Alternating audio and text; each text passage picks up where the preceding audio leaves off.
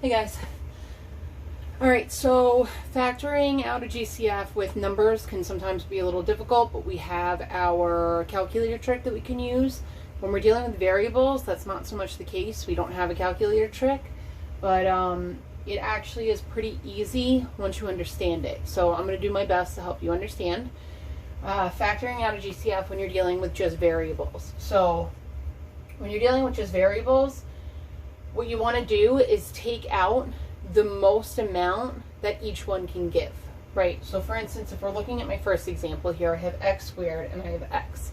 An easy way to do this would be to expand it, to think, okay, x squared is really x times x plus, and this is just 1x, so you got your x there, right? Well, what's the most amount that they have in common? Well, this guy only has 1 and this guy has 2. So I can't take out 2 because he doesn't have 2 to give. He only has 1, which means we're going to take out only 1x, right? And when you're taking out, you're doing the same thing you would with numbers. You're technically dividing it, right? So over here, one pair of x's cancels, which leaves us with 1x. And then plus, these x's cancel, but anything divided by itself is equal to 1. So that's what you would be left with, okay? Leveling up over here, it's a little bit harder. But if I expand this, so you could say I have 1a here, I have 2 b's, so I'm going to write 2 b's, and I have 4 c's. 1, 2, 3, 4, right? That's all that means. C to the 4th is c times c times c times c, right? So 4 times. Okay, then I have a minus in the middle. Over here I have 2 a's, 1 b, and 2 c's.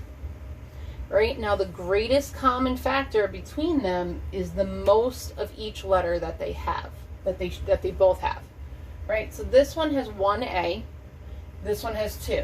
I can't take out 2 a's because this one only has 1, which means the most amount of a's that I can take out is 1a, right?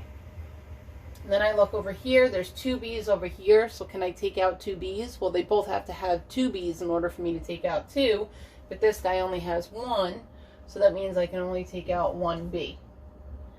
All right, and then the most amount of c's. This one has 4, but this guy only has 2, so that means I can only take out 2 c's, or c squared.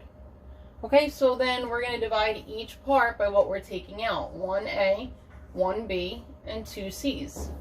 1a, 1b, and 2 c's.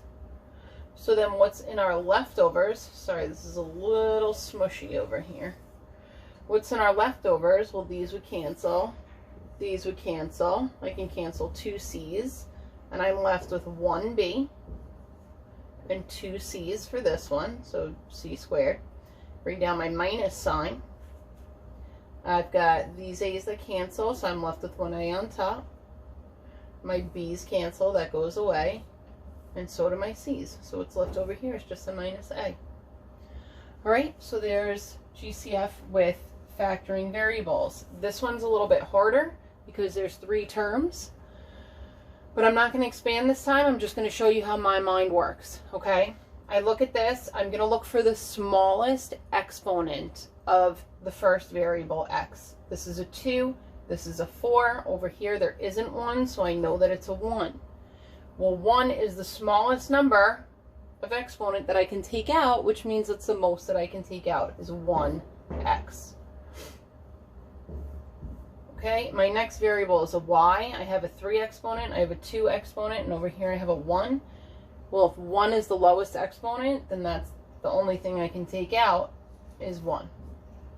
Okay, which means I'm dividing each term by xy. That's what we mean by taking it out. And we put our leftovers in parentheses. So over here, if I have x squared and I take 1x away, 2 minus 1 is 1x. And this is a 1. If I do 3 minus 1, then I have 2 y's left, right? Because when we're dividing with variables, all we do is subtract the exponents. I'm just going to go in and put my 1's here so we know. Plus x to the 4 minus x to the 1, or 4 minus 1 would be x to the 3. 2 minus 1 leaves me with 1y. And minus, I have a cancel over here, but anything divided by itself is 1. Now, if you were going to do that math thing over here where you do 1 minus 1, you would end up with x to the 0. And you should know by law of exponents that anything to the 0 power is equal to 1, which would also get you that 1 down here. All right, I hope that helps.